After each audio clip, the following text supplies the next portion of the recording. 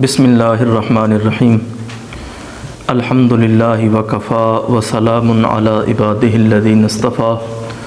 خصوصاً سیدنا و مولانا محمد المصطفیٰ وعلی آلہ المجتبیٰ وعلمائہ التقیٰ واولیائہ النقیٰ اما بعد فاعوذ باللہ من الشیطان الرجیم بسم اللہ الرحمن الرحیم وَأَمَّا مَنْ خَافَ مَقَامَ رَبِّهِ وَنَهَى النَّفْسَ عَنِ الْهَوَىٰ فَإِنَّ الْجَنَّةَ هِيَ الْمَأْوَىٰ صدق اللہ مولانا العظیم وقال النبی صلی اللہ علیہ وسلم رأس الحکمت مخافۃ اللہ الصلاۃ والسلام علیک یا سیدی یا رسول اللہ وعلی آلک واصحابک یا سیدی یا حبیب اللہ۔ گرامی مرتبت ناظرین و سامعین، ایک دفعہ پھر خانقاہ معلیٰ حضرت خواجہ امیر السالکین رحمۃ اللہ علیہ کے مقدس اور مبارک دربار کے سایہ سے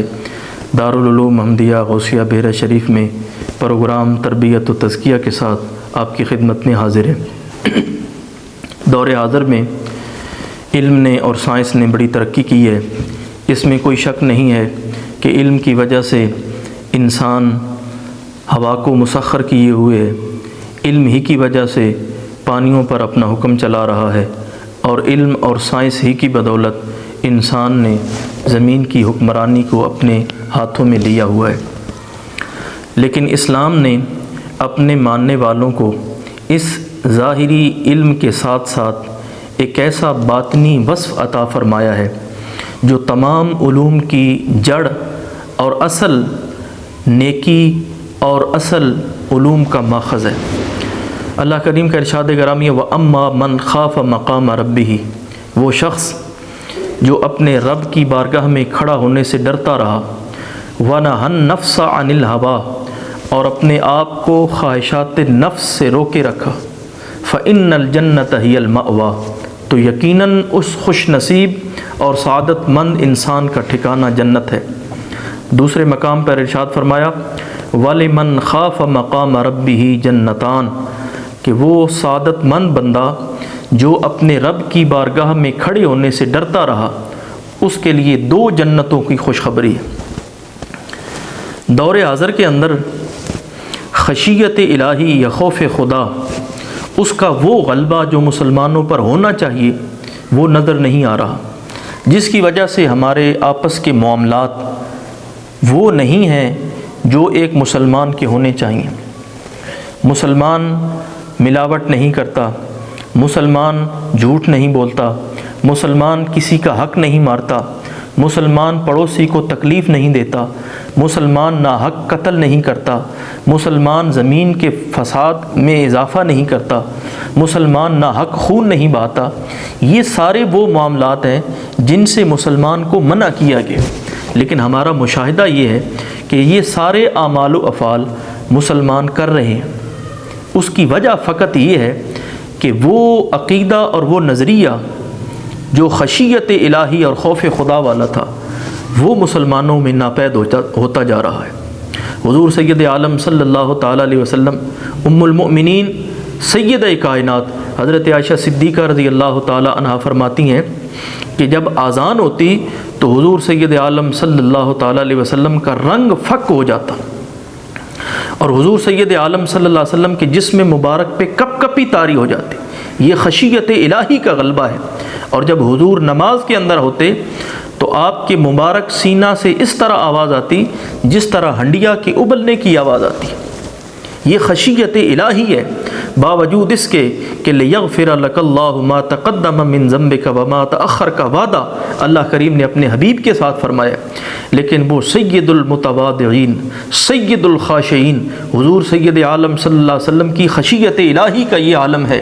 کہ جس وقت بھی کلام الہی کی تلاوت ہوتی یا جنت و دوزخ کا ذکر ہوتا یا اللہ کریم کے غضب اور عقاب کا ذکر آتا تو حضور سید عالم صلی اللہ علیہ وسلم کی طبیعت کے اندر ایسی گرانی آتی کہ پاس بیٹھنے والے محسوس کر لیتے کہ حضور سید عالم صلی اللہ علیہ وسلم کس پریشانی سے گزر رہے۔ حضرت سیدنا عمر فاروق ہوں، سیدنا صدیق اکبر رضی اللہ تعالیٰ عنہ، حضرت سیدنا علی المرتضیٰ ہوں، یہ غلبہ جو خوف کا اور خشیت الہی کا اور اللہ کی بارگاہ میں حاضری کا ان خلفائے راشدین کے اوپر اور حضور کے جمیع صحابہ کے اوپر حضور سید عالم صلی اللہ علیہ وسلم کی تربیت کی وجہ سے تھا، وہ ہمیں تاریخ و سیر کی کتابوں میں بڑا ملتا ہے۔ حضور سید عالم صلی اللہ تعالیٰ علیہ وسلم نے اپنے غلاموں کو جو نسخہ کیمیا عطا فرمایا، رأس الحکمت مخافت اللہ، کہ اصل حکمت، اصل دانائی، اصل علوم کا مرکز و مصدر یہ ہے کہ تیرے دل میں اللہ کا خوف پیدا ہو جائے۔ حضرت سیدنا امام مالک رحمۃ اللہ علیہ فرماتے ہیں کہ اصل عالم وہ ہے، لیس العلم بکثرت الروایت انما العلم نور یجعلہ اللہ فی القلب۔ آپ فرماتے ہیں علم کثرت روایت کا نام نہیں ہے، علم وہ نور ہے جو اللہ کسی بندے کے دل میں ڈال دیتا ہے، اور یہ نور کب آتا ہے؟ جب بندے کے دل میں یہ عقیدہ راسخ ہو کہ میں نے اپنے رب کی بارگاہ میں پیش ہونا ہے اور اس نے مجھ سے ہر قسم کا سوال کرنا ہے۔ پھر حضور نے فرمایا کہ یہ اصل علم ہے، جس کے دل میں یہ بات بیٹھ گئی کہ مجھے اپنے رب کی بارگاہ میں پیش ہونا ہے، وہی سب سے بڑا عالم ہے، وہی سب سے بڑا فقیہ ہے۔ ایک مثال حضرت سیدنا علی المرتضیٰ رضی اللہ تعالیٰ عنہ، جن کے نام سے ملت اسلامیہ کا بچہ بچہ واقف ہے، جن کے مبارک وجود کے ساتھ اسلام کی بہاریں اور اسلام کی برکتیں ہیں، وہ پہلے بچوں میں سے جنہوں نے حضور کی آواز پہ لبیک کہا، وہ فاتح خیبر شیر خدا حضرت علی المرتضیٰ رضی اللہ تعالیٰ عنہ ہے۔ کون آپ کے نام سے واقف نہیں؟ کون آپ کے مقام سے واقف نہیں؟ کون آپ کے فضائل و اعمال جانتا نہیں؟ یہ وہ ہستی ہیں جنہوں نے سب سے پہلے بچپن میں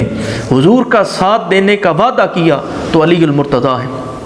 جو سیدنا امام حسن اور سیدنا امام حسین جو جنتی نوجوانوں کے سردار ہیں، ان کے والد محترم ہیں۔ سیدہ کائنات حضرت فاطمۃ الزہرا رضی اللہ تعالی عنہا کے شوہر نامدار ہیں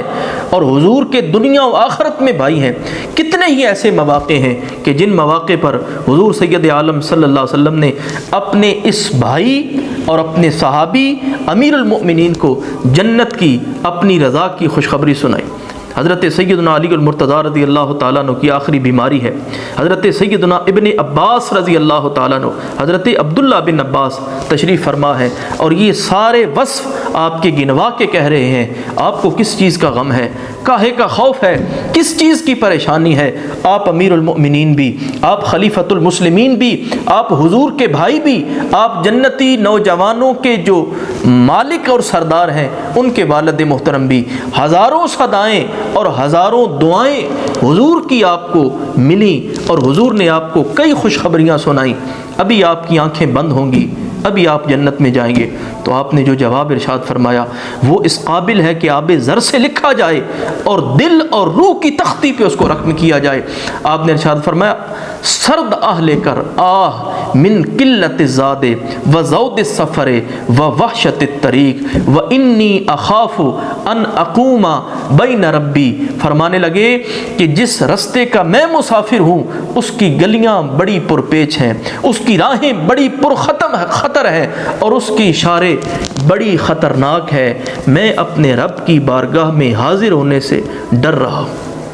یہ ہے خشیت الہی اور یہ ہے وہ خوف۔ اور حضرت سیدنا عمر فاروق رضی اللہ تعالیٰ عنہ جو حضور کے مرید ہی نہیں بلکہ حضور کی مراد بھی ہیں، مراد مصطفیٰ بھی ہیں، اور حضور نے ان کو مانگ کے لیا اپنے رب سے، ان کا کیا عمل ہے؟ فرمانے لگے اگر یہ اعلان ہو جائے کہ پوری نسل انسانیت کو جنت کی خوشخبری ہے، ساری نسل انسانیت کو بخش دیا گیا ہے، ساری اولاد آدم کے ساتھ جنت کا وعدہ کیا گیا ہے سوائے ایک شخص کے، تو میں اتنا اپنے رب سے ڈرتا ہوں کہ میں اس وقت یہ تصور کروں گا کہ وہ ایک بندہ عمر فاروق ہوگا۔